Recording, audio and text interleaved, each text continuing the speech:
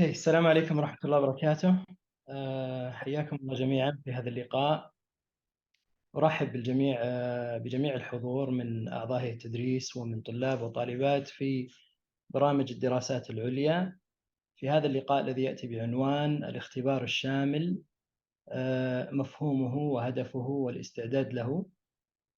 ونسعد كثيرا باستضافة الأستاذ الدكتور محمد بن ناصر الحقباني متحدثا عن هذا الموضوع، وهو أستاذ اللغويات المعروف لدى طلاب وطالبات اللغويات في كليتنا، وكذلك معروف بإسهاماته المتعددة والكبيرة في برامج الدراسات العليا في الكلية، وأيضا هو اسم معروف في البحث العلمي والنشر والتأليف في مجال اللغويات. فنسعد باستضافته متحدثا في هذا اليوم عن هذا الموضوع الهام الذي يهم طلاب وطالبات الدراسات العليا، وخصوصا أننا مقبلون على عقد الاختبار الشامل لعدد من الدفعات في هذا الفصل الدراسي وكذلك في الفصل الدراسي القادم. شكرا لك دكتور محمد، والمايك لك. السلام عليكم ورحمة الله وبركاته. الحمد لله والصلاة والسلام على سيدنا محمد وعلى آله وصحبه أجمعين وبعد. Thank you, Dr. Sami, for the nice introduction. Today we are going to discuss a very significant topic, which is your COMS, so the comprehensive exam. And I tried my best to prepare something that can prepare you for the big event, which is your COMS. Some students are going by the end of this semester, and other groups will be having the same test, not the test, but I mean different versions of the test next semester, inshallah. So if you just move, if you move just here, because I cannot move it myself. Dr. Sami? Right. Okay. So one of the questions that people ask, what is COMS? But by the way, do you hear my voice? Is it clear? Yes, yes, very clear. Yes. Okay. Yeah. So COMS vary or varies from one school to another. So some universities, especially in the United States, I don't think they have it in the other countries like the United Kingdom, but they do have it in the United States and Canada. But it is different from one school to another. But all in all, it is a specific type of test in which graduate students are examined in a particular field, say, for example, linguistics, and subfields like syntax and phonology. Unlike final examinations, which everybody knows, which are linked to a certain course of study. So comes this general knowledge across one field or and other related fields, like, for example, pragmatics and semantics, if we are talking about linguistics. So what does a COMP consist of? You can move it, Dr. Sami. So usually it is made of written and oral exam. Written, it has to do with, say, questions related to your field and subfields.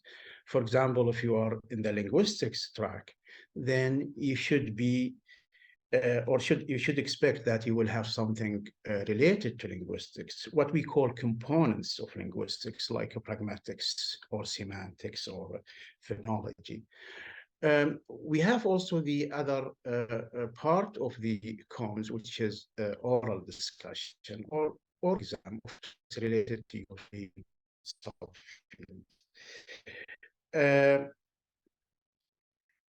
Definitely you will be having both in your comms. So you have to prepare for both, and we will discuss how are you going to prepare for both tests. So next slide, please. So all topics in the written and all the topics in the written and oral comms are pre-specified, so they are predetermined, and the students are informed officially about them in advance. This is common sense in all schools. So students are not just left alone to study or to prepare for the exam. So they have some tips and some topics to go around and prepare for them. So what we did with our students, starting from last semester, we gave them a group of topics so that they can prepare for their comms. So all in all, these selected topics are not new to the students, since they are solely taken from the program courses, and the students were tested in them occasionally as part of their, for example, midterm and final exams. So nothing is out of the blue. So they are taken from your courses or your programs. So why should be there a comms? This is a very significant question, because we have started to see some schools abandoning the comms and replacing them with something different, for example, qualifying paper. So the purpose for us at Imam University is twofold: to ensure that the students are well acquainted with their area of study, to make original contributions in terms of research to their discourse community. So this is a good chance for us to see, whether the students achieved the goal of preparing them to be capable of writing research in a certain area, so that they can be part of the discourse community. To provide the host institution with a solid indication that the doctoral program is going well in terms of its aims, course contents, teaching strategies, evaluation, both formative and summative.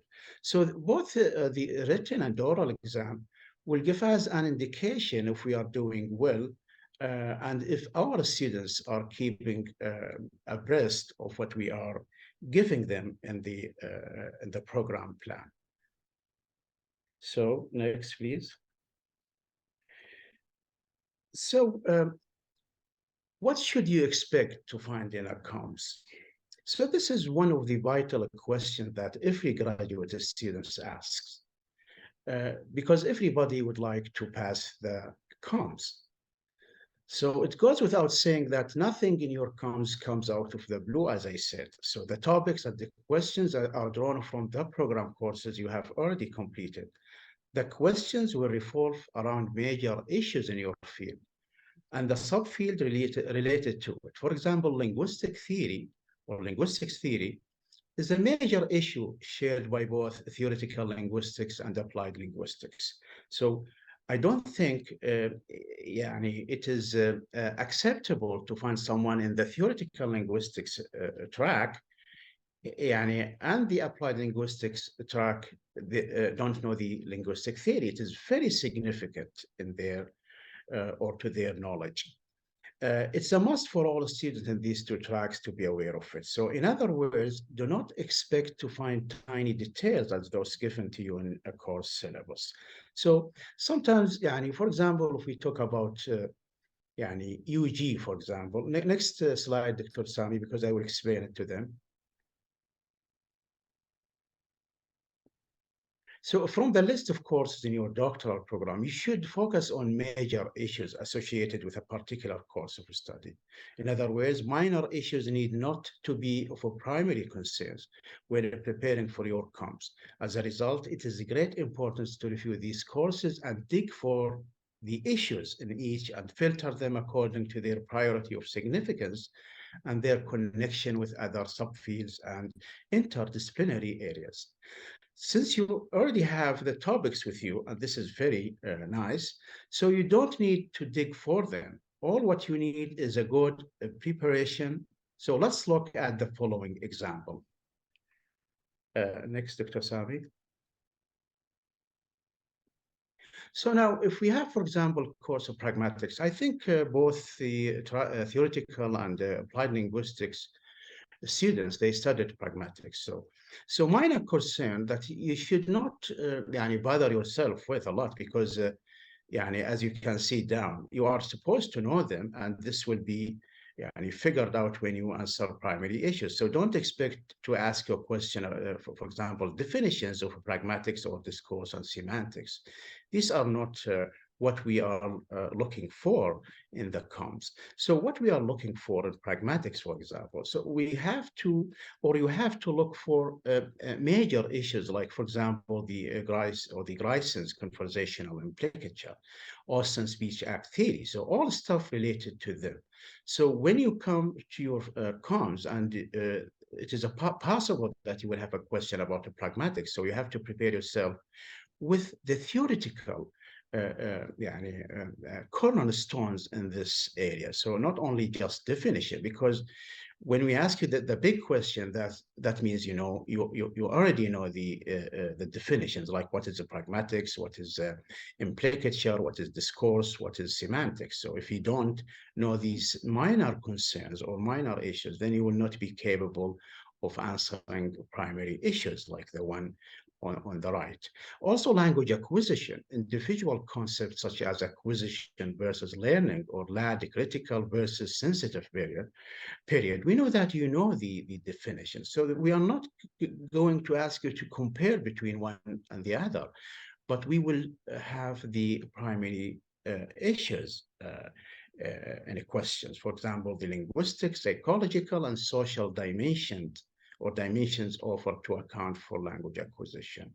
For example, we know that linguistics, if you just go back a little bit, for example, the linguistics, for example, you have to be prepared to talk something about the cognitive account, and also the structural account of language, starting from, say, the post-structuralism, American post-structuralism, and starting with Bloomfield.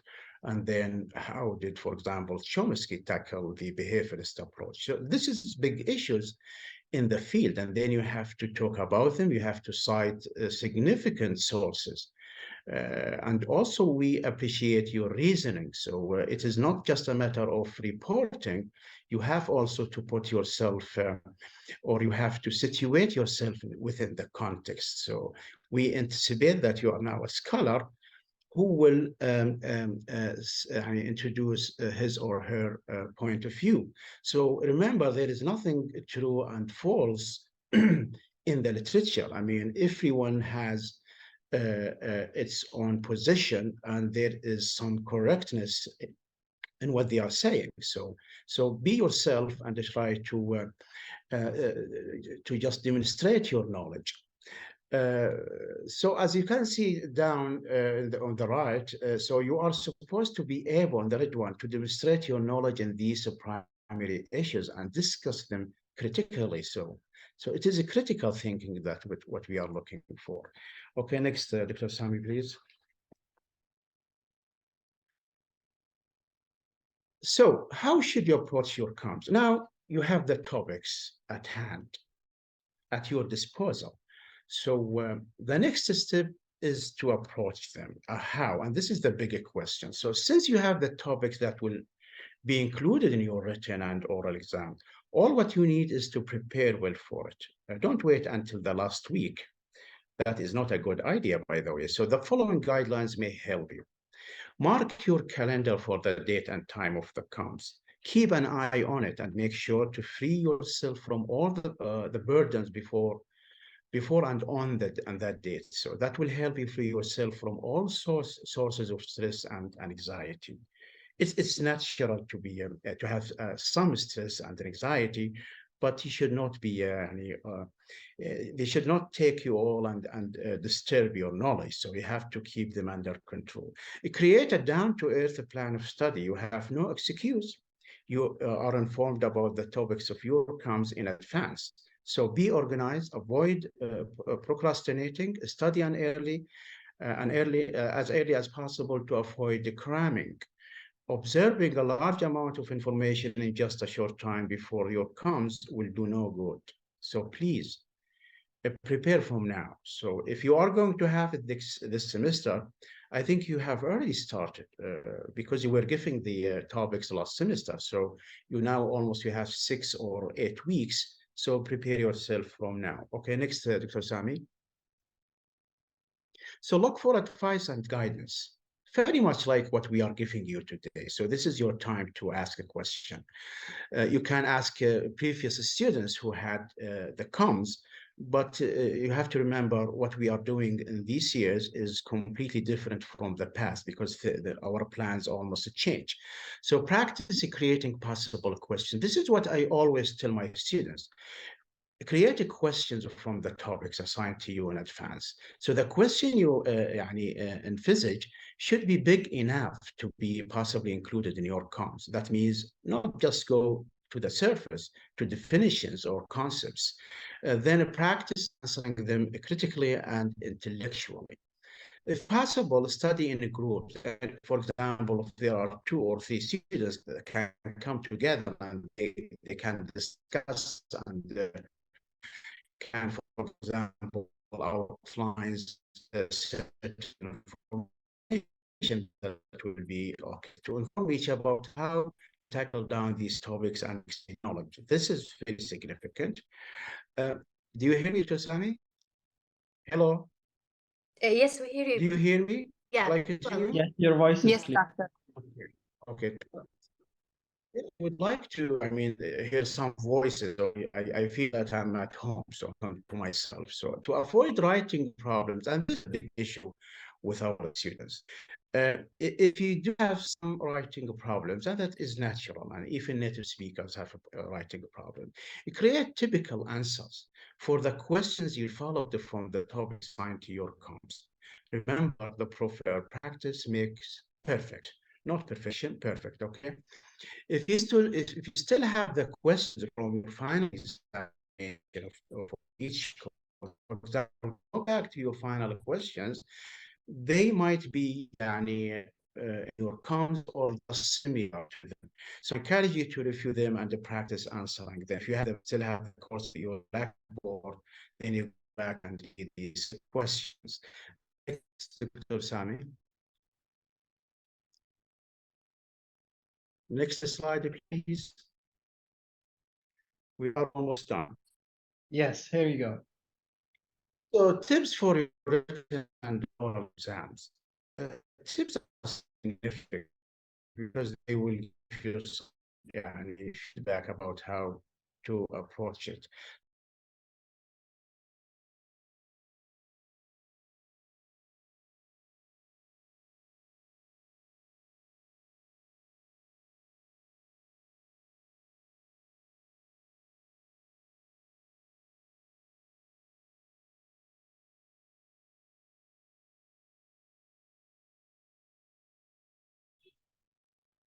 برافو محمد يبدو أن فقدنا الصوت. Dr. Muhammad, can you hear us? We lost your voice. Okay, let me check. Maybe Dr. Muhammad has a problem with the connection. Yes, I think so, yeah.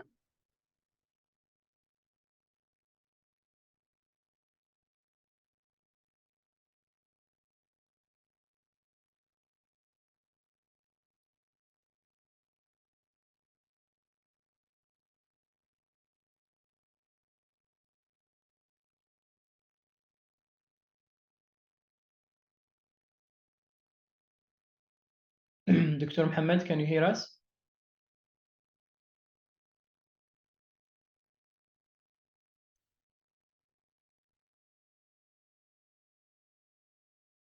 Yes, Doctor. Yes, we lost you at the beginning of this slide. Yeah, I think it wasn't from my connection. My connection is good. So you cannot escape it. So please do not think of postponing your comms. It is something that you cannot postpone at a free time. Just take it and relax. So read the questions thoroughly. So if you do have questions, and you will have a question, then please read them carefully. Complete the question in any order you want.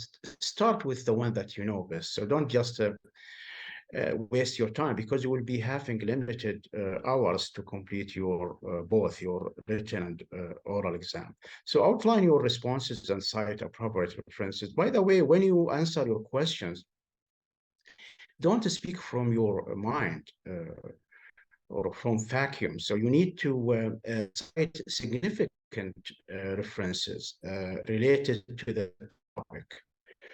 And that it is your responsibility to locate what are the most important references. You will be provided with a list of references by next week, inshallah, so that you can choose from them what you want. Proofread, but don't stress too much about the small mistakes. Everybody makes mistakes. You are excused because of your anxiety. We know that you have